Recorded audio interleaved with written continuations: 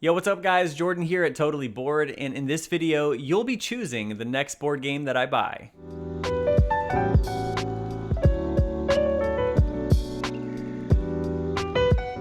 What is up everyone, Jordan here, and in today's video, I want to do a couple different things. I want to first show you guys what I currently have in my collection, and then I want to go through my Board Game Geek wish list and show you guys what I want, what games are on my radar, and let you choose what I should buy next. And the fun part about this is it actually doesn't even have to be from my wish list. If another comment gets the most likes, or if it has the most comments, then I'll choose that. So I'm totally cool with whatever happens. But yeah, I'm really excited about this. So let's go ahead and get right into my collection here. So just got this shelf, super excited about it. It is an IKEA Kallax. Not really sure how to say it, but I know everyone has this, but it looks beautiful and I love it. Super hype on it.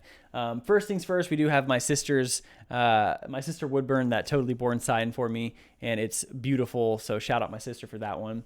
Next to that, we have the Undaunted games. If you've seen my tier list video, Undaunted is one of my favorite games. I freaking love Undaunted. Super hype about Stalingrad and the Battle of Britain. So you might be seeing that later on my wish list. Who knows?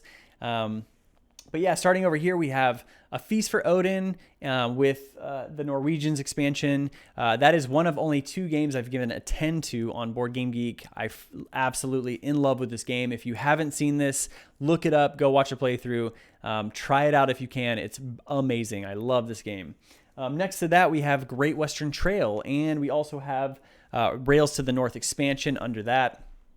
That is the second and only the second game I've given a 10 to, I should say, on Board Game Geek. So back-to-back 10s right here. Wanted to show them off. Next to that, we have Spirit Island and Horizons of Spirit Island, which I'm going to probably replace that with Jagged Earth or another Spirit Island expansion when I eventually buy one. Next up here, we have Dune Imperium. Now, Dune, I think I rated it at a 9 on Board Game Geek, and that is subject to change. And what I mean is that's subject to go up. I've only played this game one time, and it's amazing. I can totally see why it's so highly rated, and I'm looking forward to getting a couple more playthroughs, and who knows, maybe bumping this up a little bit on my rating. So we'll see. But underneath that, we have Marvel Champions and the Sinister Motives campaign. Both amazing. If you see my tier list, which I can link above, you'll know that I put this in the S tier. I love this game, and it's amazing. It's going to stay in my collection for a very long time. Moving down below here, we have a couple really solid games that I wanted to show off, notably Brass Birmingham, but the box is so thin I can't turn it without everything falling over, so I had to put it on its side right there. But then I do have Terraforming Mars, Star Wars X-Wing, and then Architects of the West Kingdom. Next up, we have Gloomhaven, Jaws of the Lion. I actually just had the big box, which I actually got for free, which is nuts. But I ended up selling it mainly because I knew I probably wasn't going to, I wasn't going to be able to find a consistent group of people to play through like 90 missions. So I decided to sell it. And with that money, I'm actually going to put that towards whatever game wins in this video. So I'm excited for that. But moving on here, we have kind of like a little horror themed, scary themed shelf. We have Horrified, we have Dead of Winter, and then we have Under Falling Skies. And I have actually done a playthrough of Under Falling Skies. I love the game. Really looking forward to the campaign that is included. But yeah, moving on here, we have a little family shelf, I guess you could say. We have Camel Up. We have The Quest for El Dorado, which I just did a review on. It's just beautiful. Love the game. It's freaking brilliant. Next up after that, we have Raccoon Tycoon, which is a really fun auction-style game. And then we have Pandemic, which is a classic. I think most people know that game.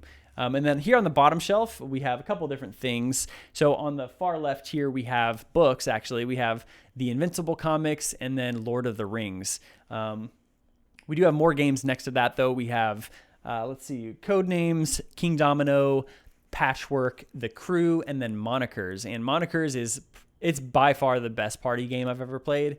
If you have a group of people who are just trying to get goofy and do some charades-like gameplay, the game's so fun. I love it. Definitely recommend it.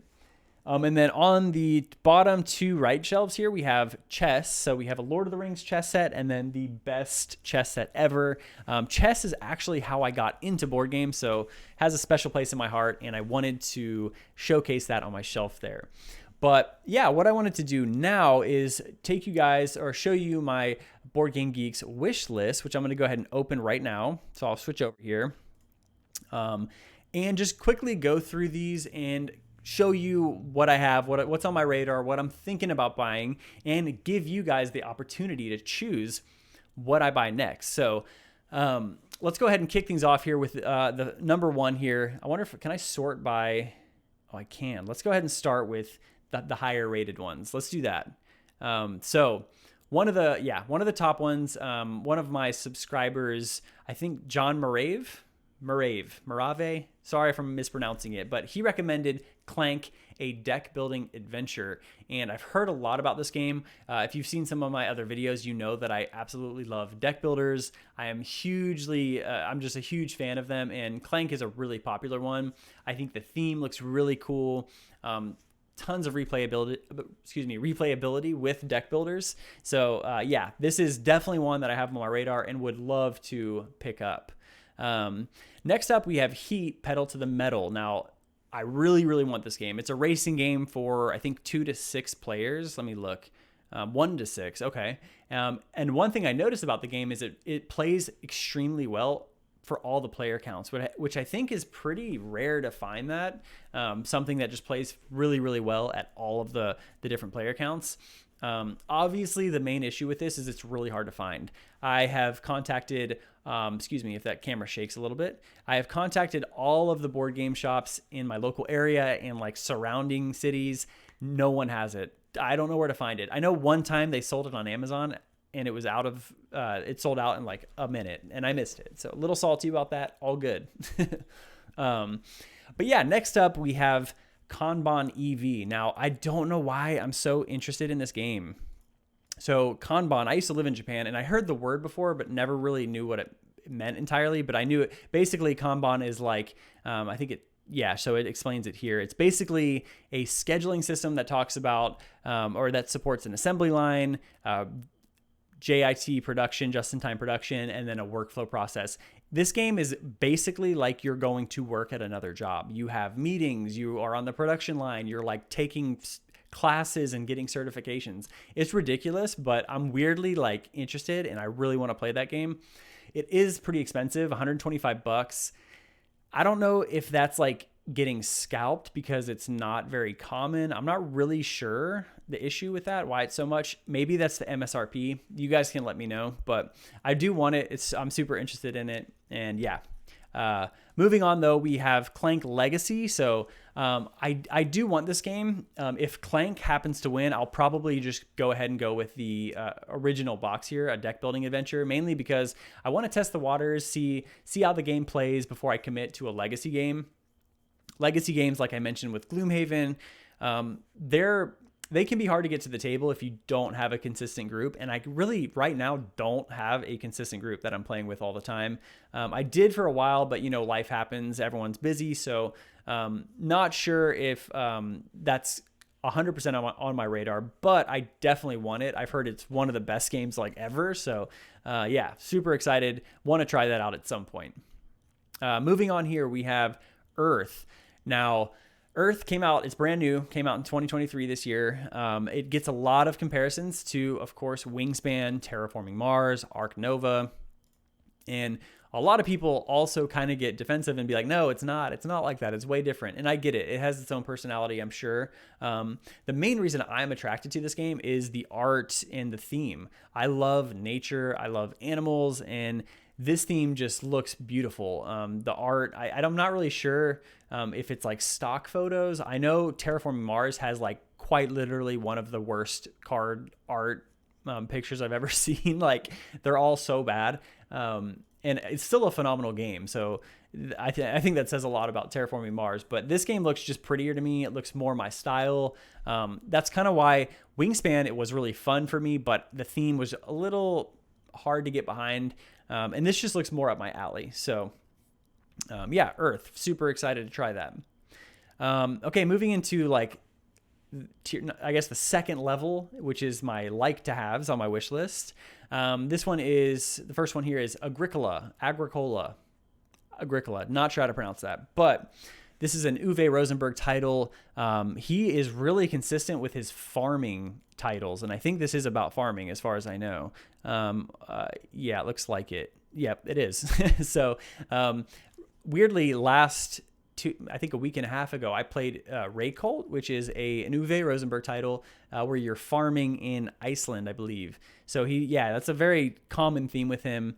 But Agricola, I've heard amazing things. This revised edition came out to 2016, and it's a pretty deep game. I feel like 3.47, that's a pretty heavy game. It looks a little dated, but I'm weirdly like cool with that. Uwe Rosenberg, I feel like a lot of his games kind of have that weird art style. To me, it's not a turnoff at all. I think it looks really cool, very homey, I don't know, it has a lot of flavor to it, and I could totally see myself playing this game a lot and keeping it in my collection. But yeah, moving on here, we have Ark Nova. So Ark Nova, obviously, what is this now? This is, let me check, number 4 on BGG. Yeah, it is, number 4. Overtook Terraforming Mars. It gets a lot of comparisons to that, of course. I've heard it is even less interaction than Terraforming Mars, and that's not always bad. You know, A Feast for Odin is a 10 for me, and it doesn't have much player interaction. So that's not a huge deal, but I love animals. So the idea of it kind of being like Terraforming Mars, but around animals is cool to me. I think it's dope. And yeah, this game looks dope. And if this wins, I'll be, totally down to buy it and play it. So yeah, moving on though, we have Final Girl. So I just recently put this on my wish list, I think last week. I saw one of my local stores had a ton of the Final Girl content, and the theme is just amazing. If you guys haven't heard or seen this game, it is a solo only game where you're essentially reenacting a horror movie, and there is a ton of different boxes that contain different killers and different like movies that you can play through essentially. And it looks really unique. I did make a post about it on Reddit, and I guess a lot of people get turned off because it is a luck-based game. It's essentially chucking dice, and I don't know. I feel like that could still be okay to me. It's not a major turnoff. I would still be down to. I'm still very interested, I should say, regardless of that. I think the theme looks like it more than makes up for it, and I know for sure if I do get this game, I'm gonna get like the box of props. I'm gonna get a lot of the things and the extras that add to the theme and just make it a little more immersive. So keep that in mind if this just so happens to win. But yeah, moving on here, we have the next game. This is Root, and Root is obviously extremely popular. I don't know if you'd call it a war game. I'm relatively new to board games, and I'm learning a lot of the themes and like classifications of games, and it looks like, yes, this is a war game, so I was right. But it is, as far as I know, an asymmetric war game where you have these 4 classes or these 4 factions, and you're fighting for control. That's a funny picture. Of the forest, and it looks really cool. The reason I haven't already bought this is because I've heard a few different things. I've heard it's very difficult to teach. Not sure how true that is, but I've seen several people play that, so I feel like it's probably somewhat accurate. But also finding a group of people who know how to play it, because I've heard, if you are more seasoned and experienced and then you're teaching new players, it's just going to be like a massacre. And I get it though. When you learn a new game, that's just how it is often. I played Doom for the first time last week, and we all were new players, but I had no idea what I was doing at all, and I got destroyed. So I get it. That's not a huge thing for me, but art is beautiful. I love this art. Same with Innis, not sure how to say that, probably Innis. I don't have it on my wish list, but I think it is also very beautiful.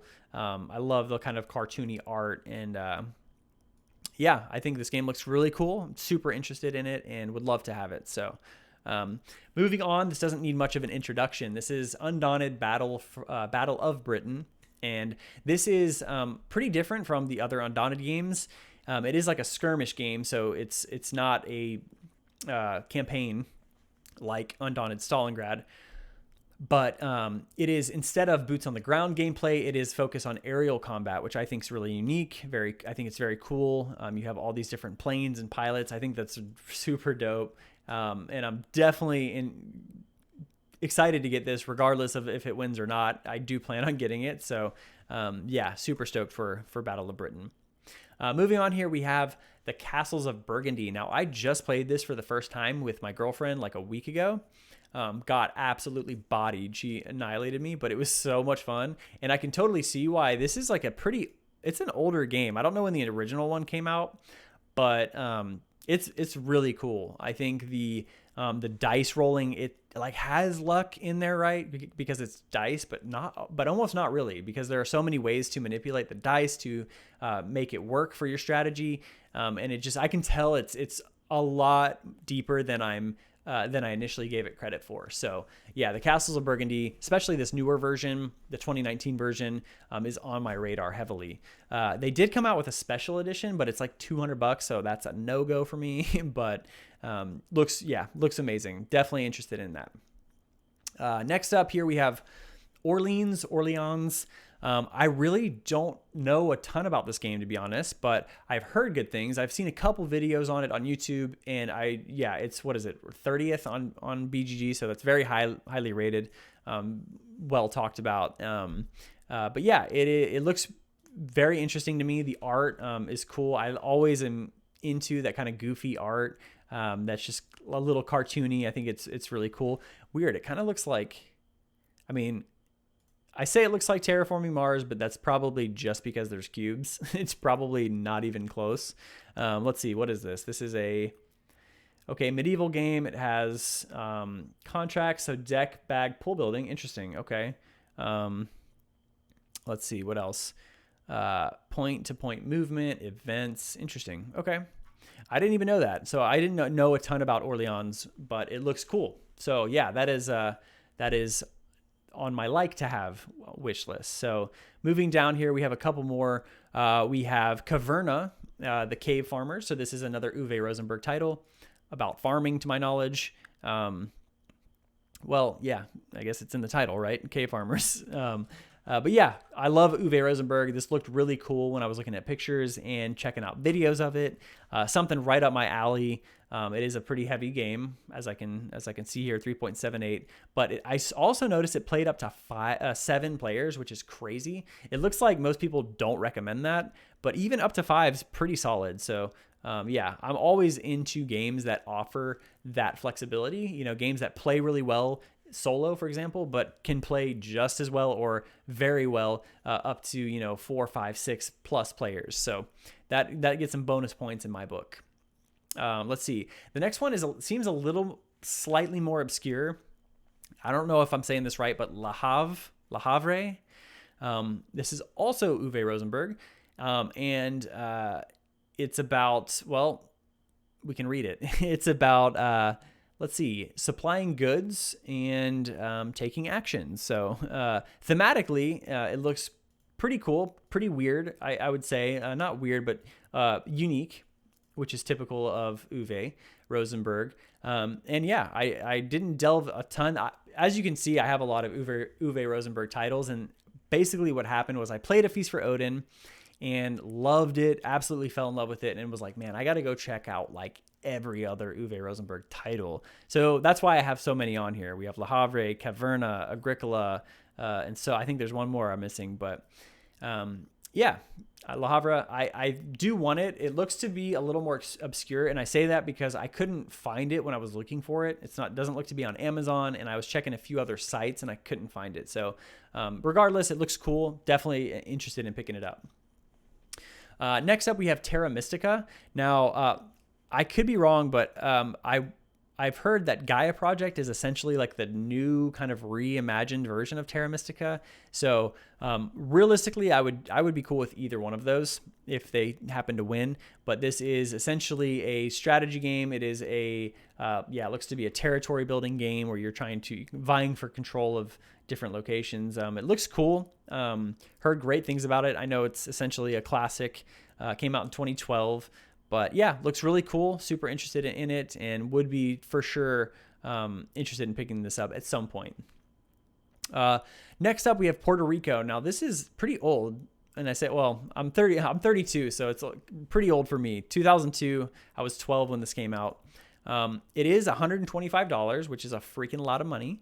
So I'm not sure if this would be something I would pick up if it won. I want to ideally keep it under like $100 if I can, but you know, we'll see. We'll play it by ear, see what happens.